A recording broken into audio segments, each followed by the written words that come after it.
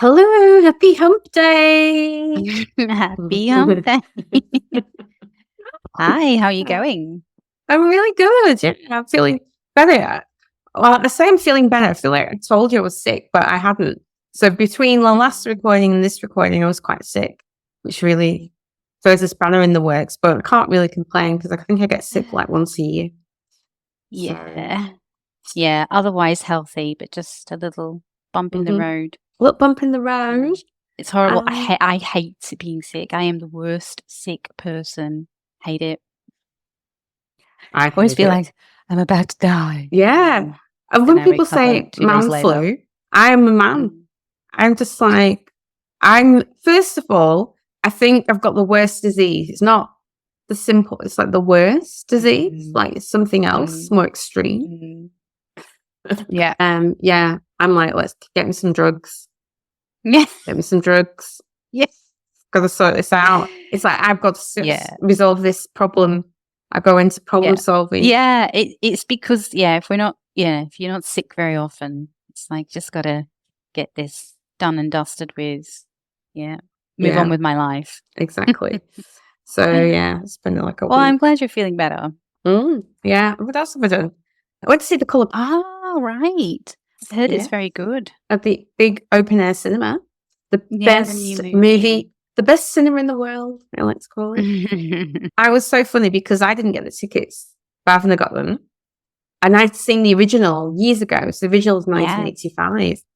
I think I watched it in the 90s. With Oprah Winfrey. Yeah, and Whoopi Goldberg. And I remember... Yeah, that was a fantastic movie. Fantastic. But very confronting when you're...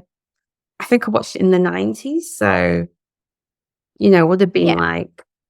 really a child almost, or maybe 12. I can't really remember how old. So I just assumed it was just a new version. It was, Oprah Winfrey produced it with Steven Spielberg. I'm really interested to see how the new version looks. Then sitting there to watch it, and within the first few minutes they break out into song. Turns out it's a musical. I had no idea. So the whole thing I had no idea either, actually. Yeah. The whole thing's a musical, a screen musical, obviously.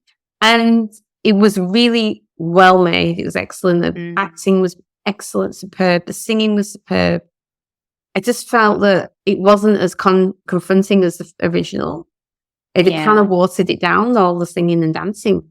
Yeah. It diluted it. And I don't know whether entertainment. Yeah. And I don't know whether the audience, maybe an audience who had never seen the original, really understood the theme or, I don't know. Okay. And the only reason I say that is because I heard a teenager saying to her mum, I don't really understand what that movie was about on the way home. So that's what makes me say that. It's like, maybe it was so dilated that really just lost in what the point was. Whereas it was quite obvious to me when I watched the original. For example, in the original, I don't know if you remember, the big thing was that society, including her own father and the community, saw her as ugly and stupid. And that was repeatedly the theme. And then they used that as an excuse to abuse her, essentially. To abuse her. And so, but that wasn't as prevalent in this musical themed version. So anyway. So it's good. Okay. Well, I'm not sure that you sold that to me. I know, well, I said go watch it out of curiosity. It's good. Yeah, no, I think it is good. Actually, the reason that I even heard about this was because a friend was talking to her daughter about it and talking about, anyway, what I was going to say was I think it's a good thing because it might stimulate some curiosity amongst younger people. And maybe they'll go back and watch the original movie, which would be... Yeah, I think that would be great. If that's an outcome, for sure. There you go. Very good. And what have you been up to? I've been very lucky girl. I've been skiing for the last week or so up in Switzerland with some friends, and it was amazing. Wow. It's just gorgeous. It's just absolutely gorgeous. The people they're just a superior race, basically, Tracy. What, everyone in Switzerland? they're just polite and elegant and charming and intelligent, and yeah, they're just really beautiful people to be around. Mm. I think it was just perfect. Yeah, You it just was really- described my perfect man. Actually, I did meet a single man up there in the mountains who, you know, he's our age, he's single, Give him my number. you know, maybe we could make it. And he's Swiss, even more perfect. Yeah. That sounds But yeah, amazing. no, fantastic. Really, really amazing. But back to life with a bump, because today I've got a dental appointment. So one extreme to the other. So obviously I'm really not looking forward to that. But yeah, no, had a fabulous couple of weeks. It's been good. Beautiful. Sounds amazing. You remind me of that song then. You know, back to life. That's the one. That's the one. All right. The first Love it. story is Yeah. a story from The Guardian. Okay. And I just wanted to talk about a few elements of this story. So it's a story, Travis Alabanza, and it's in The Guardian. And the title of the story is My Life Outside the Gender Binary. People want to know, often within the first handshake, whether you were always like this. So Travis Alabanza is obviously, from what I'm gathering, an actor on theatre, at least. And they must have written a book, because there's a lot of this an edited extract from their book, None of the Above, Reflections on Life Beyond the Binary. So this is obviously an extract to help sell their book, but I just thought they brought up some interesting themes, and they start to talk about essentially like all the times when they've been asked, so when did you know? Mm-hmm. And the examples they gave are sitting in GP's office, asking them, when did you know? And even they even go, and I'm careful to use they and them here. The pronouns. The pronouns. It's a lot. It's not as easy to do when you're talking about someone. It's much easier when you're talking with someone that uses non-binary pronouns. But they even talk about people asking their mother, their friends, even their teachers. So when did Travis, know, kind of thing? And it's quite interesting that that's a question. And I was just thinking, well, it's also a question that a lot of people who are gay get that type of question as well. Like, well, when did you know, kind of thing. And it says here that, of course, humans are naturally curious. But Travis in particular finds British ways of communicating to be crowded with social pleasantries and forced politeness. And I think that's true. Growing up in the UK, I don't know if you think it's true. I think it's true. There's a lot of polite and, thank you. And even in the way we write emails in English language, it's got, it starts with the politeness and warm regards. And, there's this kind of culture of polite etiquette and ways you speak. And there's a lot of, you can't ask that kind of attitude, usually. Yeah. They say, Travis says, present at the same dinner table with someone who is visibly gender non-conforming, wearing a dress with a bit of a 5 o'clock shadow coming through, and all those manners disappear. So when did you know becomes their version of weather talk, or asking what you do for a living, becomes a free-for-all kind of question. And I just think, would I ask somebody that? I haven't, but then I don't come across many gender non-conforming people, if I'm honest. I guess I've never thought about it. I think that the article is interesting in that respect, because like you said, normally, obviously, Travis lives in the UK. Normally in the UK, there are a lot more rules. There are a lot of rules about what's acceptable dinner table conversation. And yet Travis's point is that why is it acceptable to be asked this question from somebody you don't even know? It's not even, it seems to be a fair game topic of conversation. And why is that? Yeah. Is it because it is non-conventional? Is it because people are intrigued, like the curiosity that you mentioned before? But why does curiosity trump that Englishness of polite conversation, those social rules that we have in place? Why is that suddenly thrown out the door kind of thing when it comes to the trans conversation, or like you said with gay as well, the gay conversation? Yeah, I know. And I guess that Travis's description is basically they didn't really know. All he knew was he didn't feel comfortable conforming to the gender they were assigned in a different moments. And it would probably be, I'm guessing from the article, which is very long, so I'm not reading it all, in different instances, maybe not even consistently, and probably more of a reflection on how the outside world treated them, because it's the outside world that tell you your gender almost, what you should wear. Well, if you wear, boys have to wear this and girls have to wear that. Women have to behave this way. Boys have to behave that way. Yeah. So it's more a reflection of the world. So I guess it depends when the world decides to tell you that you're not conforming to what they consider is normal. But I just thought that was interesting. What else does they talk about? They talk about, how we're okay with pantomime games, RuPaul's Drag Race, Harry Styles in a dress, as long as it stays in the realms of performance. And that's true. Nobody seems to blink an eye or have anything new to say. But when it becomes a lifestyle or a life choice, people are curious about when does it matter? Like how many children wear the mums, how many children born as boys wear the mum's high heels and jewelry? Does it mean they're trans necessarily?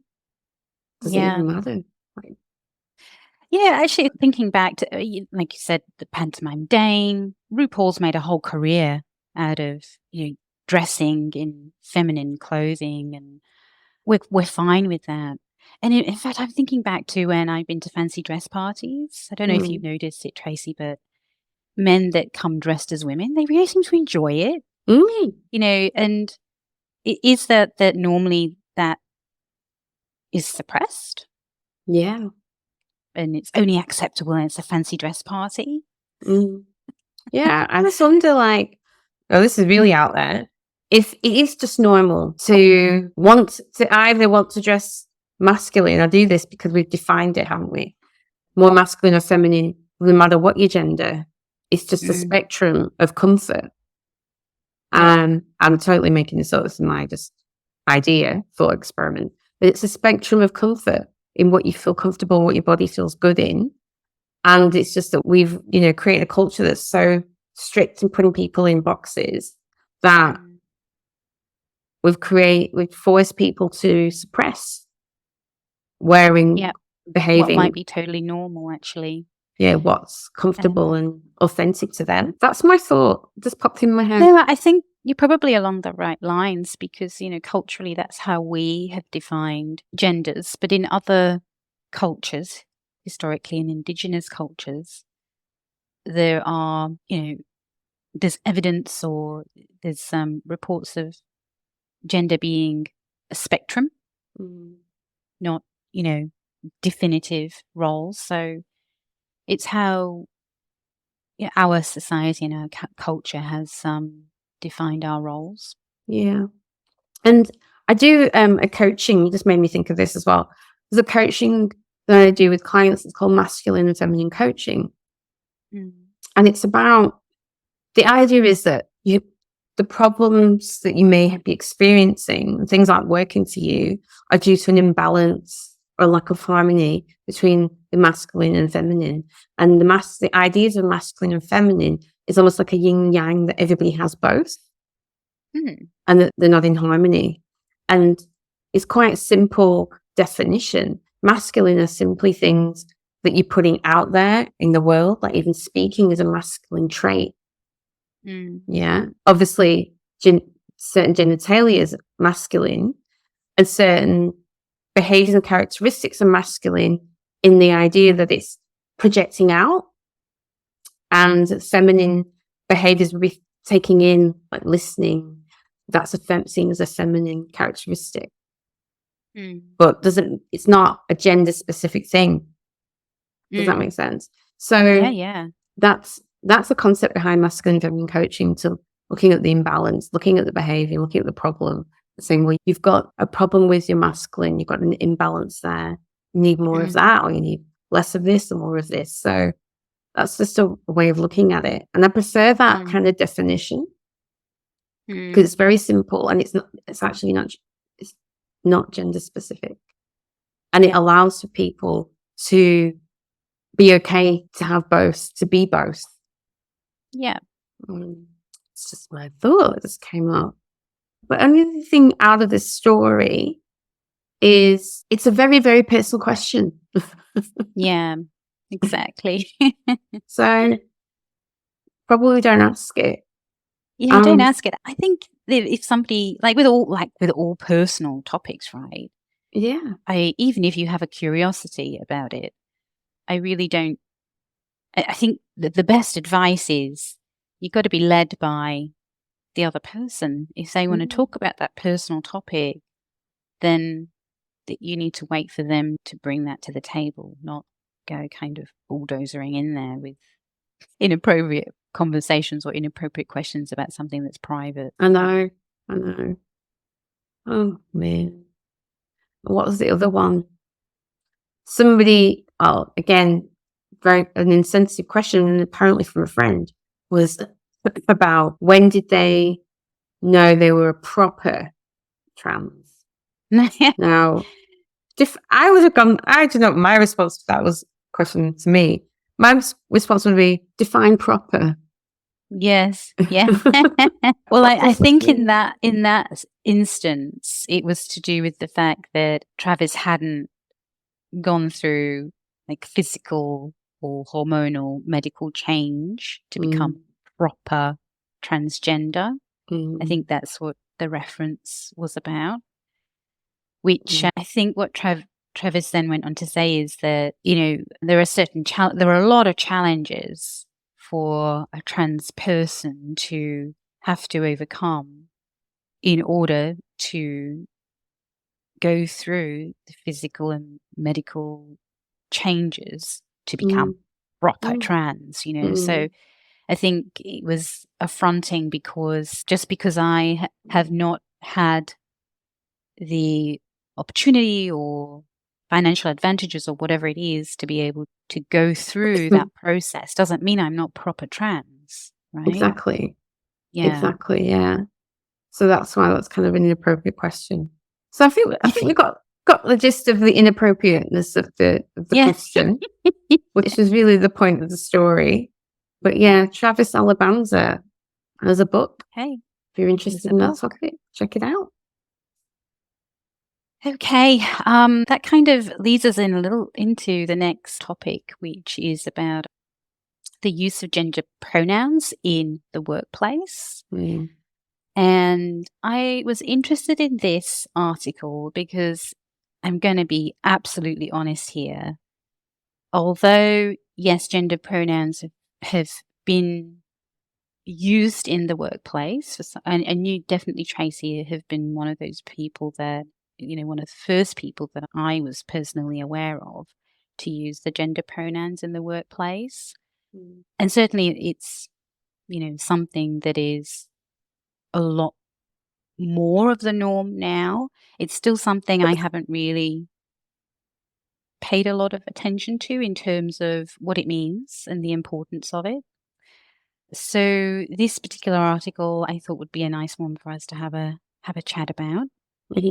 And sorry, I just want to see where this is from. The Diversity for Social Impact, written by a lady called Naya Toke. And she starts to kind of talk about this an evolving landscape of global workplaces and the importance of recognition and respect for diverse gender identities, and how this is becoming increasingly important. The relevance of gender pronouns in the workplace transcends mere politeness. It's about creating an environment where every employee feels seen, respected, and valued. So I guess, I just want to reiterate that. That's the whole point. Everybody is seen, respected, and valued. And to me, if you can do that with all your employees, then you're winning. Yeah. And coming from a person that is a little bit naive about this topic, I think I would have maybe not really understood that fully. I would have thought it was more about having an identity. And then I guess I would have been a little bit confused about why that needed to be labeled. But now I think I'm thinking a bit more carefully about that and understanding. So yeah, seen, respected, and valued. I don't know if it's the same. Sorry to interrupt you. I just thought popped in my head. Is it the same? Let's say you work somewhere and they couldn't remember your name and they kept calling you Brit. Hey, Brit. Hey, Brit. Let's say I couldn't remember your name. Hey, Brit. You. Brit girl. Would that not get on your nerves after a while? English chick. Yeah, it would after a while because it becomes actually offensive then, It's like, okay, now, to start with, it's, we don't know each other, but, now I've worked with you for a little while. So, yeah, you should now respect me enough to know my name. So, yeah. Totally. And even spelling your name. That's, I know somebody for years and they spell my name wrong. Yeah. In an email. And this is all about, is it about identity? I think it's just about feeling respected and seen. Yes. All those things. But anyway, sorry, they just popped in my head and I was like, these are maybe what people can relate to. No, it's a good way to kind of contextualize that a little bit for everybody. So the Harvard Business Review in 2019, they'd written about emphasizing the importance of inclusivity in the workplace, noting that diverse and inclusive workplaces lead to more innovative, engaged, and happy employees. And yeah, I 100% agree with that. So by seeing, respecting, and valuing all individuals within an organization, you're going to hopefully therefore benefit the whole organization, right? Particularly in the global context where multinational companies operate across cultures with varying degrees of awareness and sensitivity towards gender identity. So for people who are naive about this whole topic like me, the article goes on to kind of explain a little bit more about understanding gender pronouns. So, for example, gender pronouns are words we use to refer to someone in the third person, often reflecting their gender identity. So traditionally, I would be she, her, as you also would like to be known as she, her. And for cisgender males, it would be him, he, or him.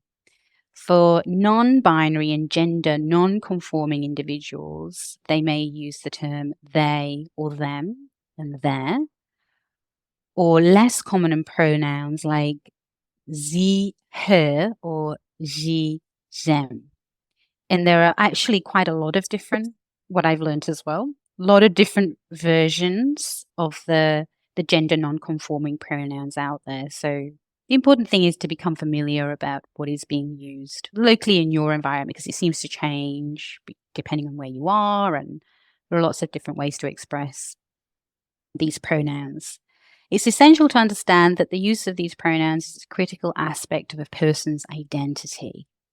Yeah, and it's not just like a fad or, just something that somebody's doing just because for attention or whatever. It's actually really important to the individual person. Write your name. Like, the name thing, Tracy, because my name is Lucille. But I've had so many different versions, and particularly in the workplace, when you're working with so many different people. Lucy, Lucinda. Your name's so easy. Like, it's not even, Lucinda's not even anything close to my name. Like it's. Actually, the last place we worked together, also where, I'm sure they called you Lucy. I'm like, who's Lucy? Honestly, I think they did. And I was like, who's Lucy? Genuinely not realizing they meant you. Yeah. And I said, oh, Lucy, you mean Lucille? Lucille. And they still call you Lucy. Yeah. I know. I mean, I've had that all my life. But I do think in a professional setting, you need to take a little bit more attention to these types of things. And that's what we're talking about here in the professional environment with the pronouns. So the significance of gender pronouns in the professional settings, the use of correct gender pronouns in the workplace is more than a matter of social courtesy. It has profound implications for individual identity and psychological well-being. So there's actually a study published on this and found that using chosen names and pronouns reduces the risk of depression and suicide in transgender youth significantly. This underscores the critical impact of pronoun usage in validating an individual's identity and promoting mental health, that's profound, isn't it? That it can have such a significant impact. Mm. And I think I'd like to think any sensible person faced with that type of information would go, okay, this is really important that I understand this topic and that I take more care about it. Mm. Mm. Yeah. And I don't know what, it just made me think of something else. I don't know what context this is, but if it was like prisoners of war or something, wouldn't take away the name and they'd have a number, or it'd be like prisoner number 1 or prisoner number 2. That's actually part of taking away your identity. Yes. Because you're not seen, you're not heard, you're not valued, not respected. And that really messes with your head. And that's why it's so profound for non-binary or non-conforming, because you're saying that you don't recognize that, you don't recognize them. And they've got so much other shit going on because of being non-binary that reinforces that idea that I don't matter. Or, you know, I think people just don't understand that really, that it's such a big deal, even beyond your name, getting your name wrong. It's a lot deeper than that. Yeah, it is not being able to put yourself in somebody else's shoes, isn't it? And not, I mean, it is really hard for a cisgender person to be able to understand that. But I think that even if we can't fully understand it, we should accept that this is now, we're evolving, as a community, and we need to start adopting, go with that evolution. And I think it will happen, because if I were to have this exact same conversation with my 18-year-old niece who's been exposed to this from a young age, it would even not even be a point of discussion for her. She'd be like, yeah, of course. It's just as old people have a problem, right?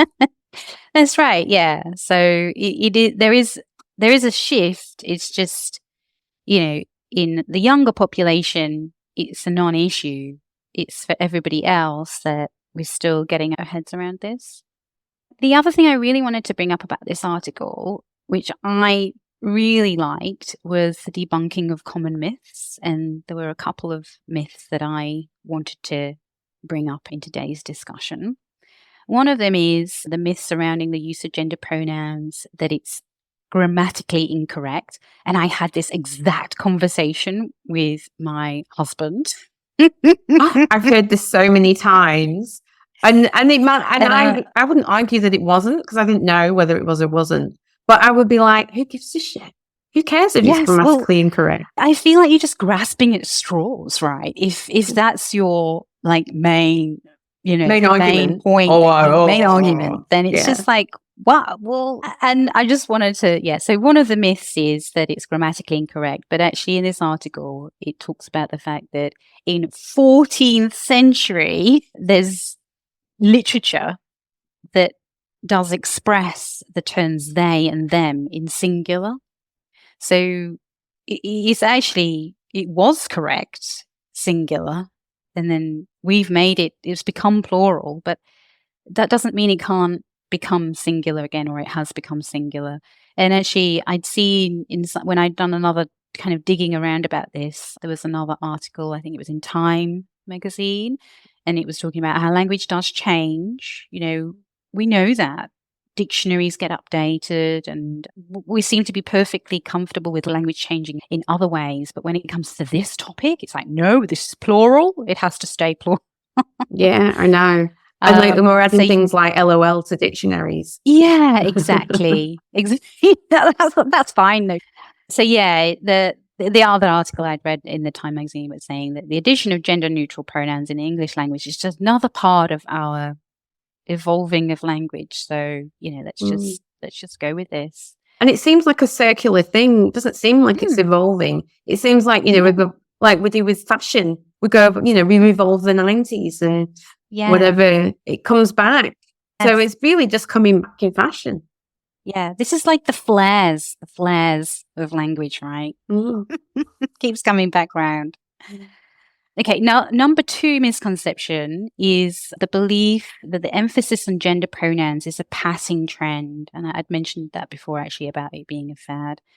However, the historical cultural exploration of gender demonstrates that non-binary and fluid gender identities have been acknowledged and respected in various cultures for centuries. So many Indigenous cultures across North America have long recognized the existence of 2 spirit people who embody qualities of both male and female genders. A little bit like what you talked about, Tracy. Yeah, actually, yeah. Maybe I'm onto something. You are. Ahead of your time, girl. You are onto something. So yeah, they're the 2 kind of myth debunking facts that I wanted to bring up. And then the article, which I really liked as well, because we're talking about using gender pronouns in the workplace, and it actually gives some good best practices of what we should be doing in the workplace to approach this in a better way. So implementing the respectful use of gender pronouns in the workplace requires both education and practical guidelines. So one of them is encouraging pronoun sharing. So like we do in organizations should be encouraging that. And, employees should take on the responsibility as well by voluntarily sharing their pronouns. Yeah. It also advises giving some kind of training on diversity and inclusion to help open up that conversation amongst employees. Yeah. And to create supportive policies. So implementing really clear non-discrimination policies so everybody understands what the expectations are. And then handling mistakes properly. Yeah. So educating is, we talk about the training, but then when mistakes happen, we're all human. Learning how to apologize and correct themselves properly. Really good advice.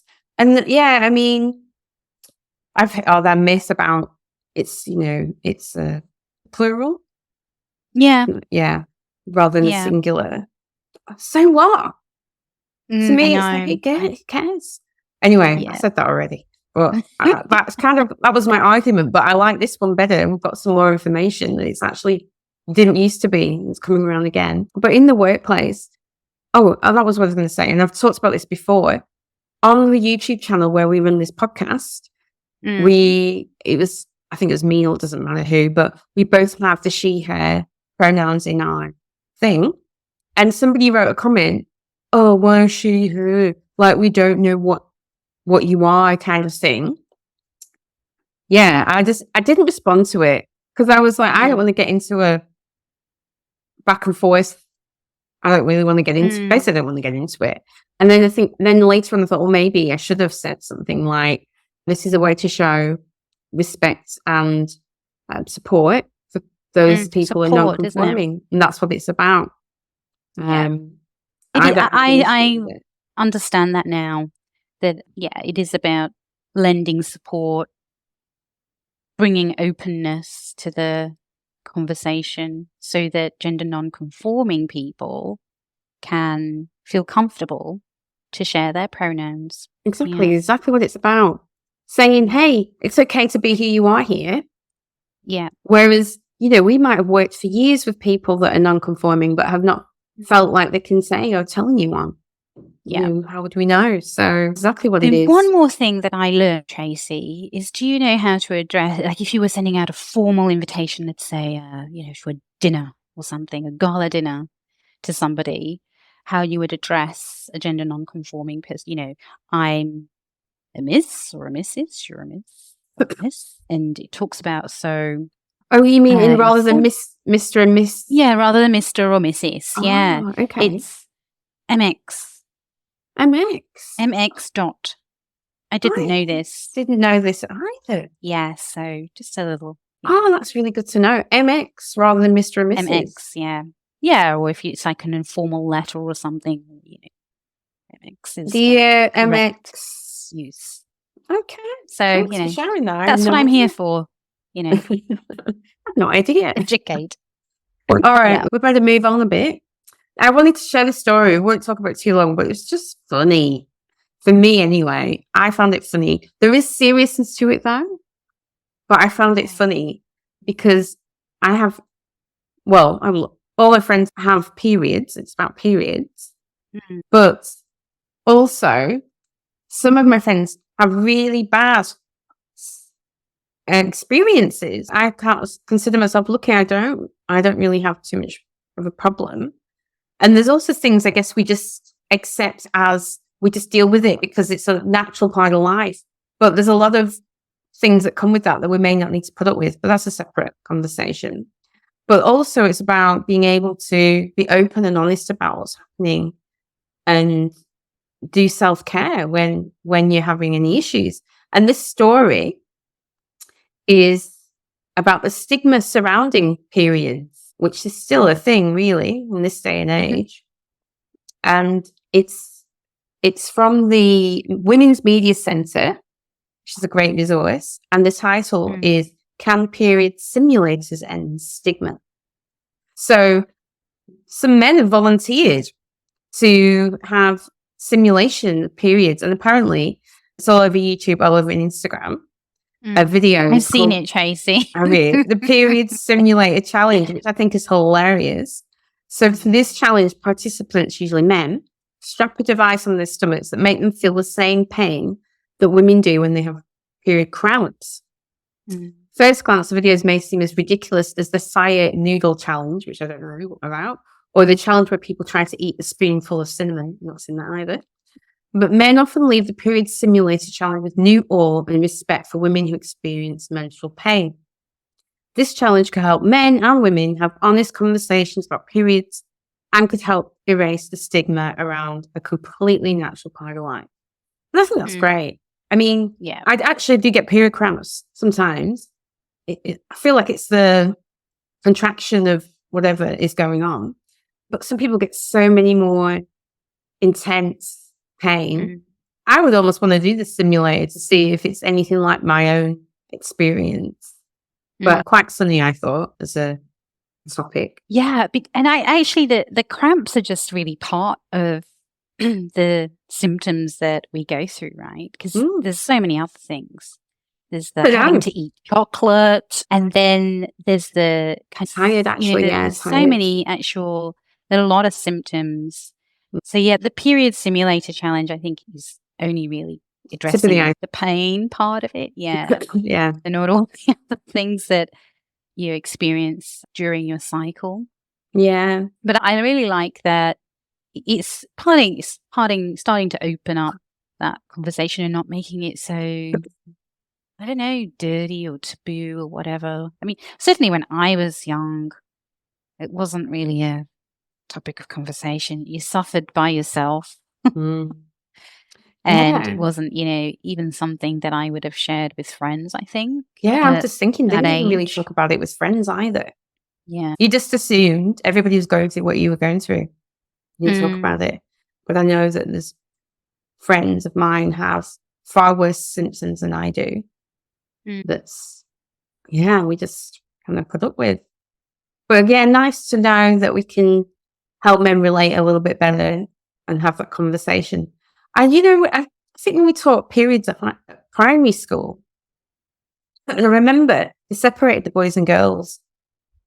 And the boys went off and did whatever they did, and the girls went off and did whatever they did. And for me, that separation in itself creates stigma. I mean, you're going to, at that age, you're going to get sniggers, you're going to get oohs, you're going to get all of those things. But I still think it's worth discussing those topics with both sexes, not just with girls who have the periods, because men have to interact with women. Yeah, of course. It affects them too. So indirectly maybe, but still does. So it's like maybe a guy never doesn't even understand or even know anything about them until they get a girlfriend. Exactly. It seems crazy, really. Yeah. It's like with a lot of things. I think if we understand each other, then we can empathize a bit better. Yeah. Absolutely. All right. But yeah, no, I like that little challenge thing just because it gives, even if it kind of comes across as being a little bit of a joke, it's fun, you know. But yeah, I think it is also good to open up that conversation and let go of, I mean, I don't know, maybe it's again our age and where we're at in life, but certainly our experiences from being younger was that it was like a bit of a taboo subject. Hopefully that's changing now. Yeah, hopefully, for sure. All right, let's go into the what would you do.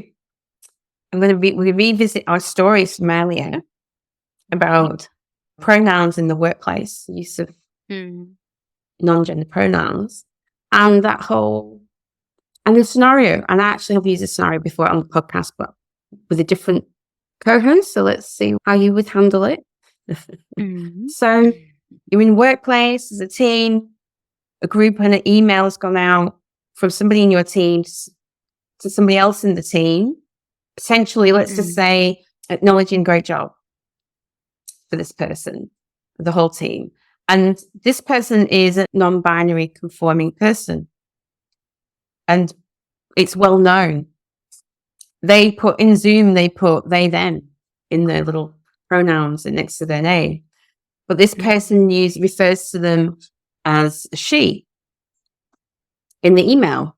So I guess my question is, as part of that team who's seen that, what would you do? Previously, before having engaged in this discussion with you, I probably would have ignored it, and not really done anything about it. But now that I understand a little bit more, that it's not just about preference or whatever, that it goes a lot deeper, that it has psychological impact and it is about being seen, respected, and valued.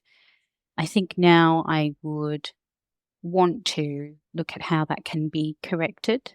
And I would hope that I would have a conversation with the person that had made the error and, explain about the importance of the use of the correct pronoun and think about how it can be corrected. So if you remember earlier when we talked about this, one of the best practices for gender pronoun usage in the workplace was to, when an error has been made, to correct the error. So I'd want to at least flag it that it should be corrected. So I would do. I'm thinking a bit more about it, like literally in real life, trying to imagine what I would do. And like you, I'd like to think I'd at least have a conversation and point out to the person who made the error at the very minimum. Going around correcting it, there's a few things to think about. Do you send another email with the correction? Or do you send another email basically calling yourself out going, I made an error, I apologize, and I remind everyone, including myself, that this person uses pronouns. I think that would be the way to go personally. However, I think potentially checking in with that person, because that person may think you're making too much of a fuss and a big deal and putting too much attention on them, and that might not make them comfortable. They may be uncomfortable with that. So that's the only reservation I would have about doing that. However, that's how I personally feel like you should correct that mistake. But there is that whole, the other person, and are they going to be embarrassed by that correction now? I don't know. Yeah, it depends about the work culture and the community that you're in as well, right? Because if it is an open, inclusive community, then I think the correction is a lot easier to happen. Yeah. But if it's not an inclusive environment where people feel safe, about these types of topics, then it would be a lot harder, wouldn't it? Mm. Because then, like you say, it could become a big deal, when in actual fact it's not a big deal. It's just, I made a mistake and this is, the correction, and now let's just move on. Yeah, you hit the nail on the head there. Depends on the culture.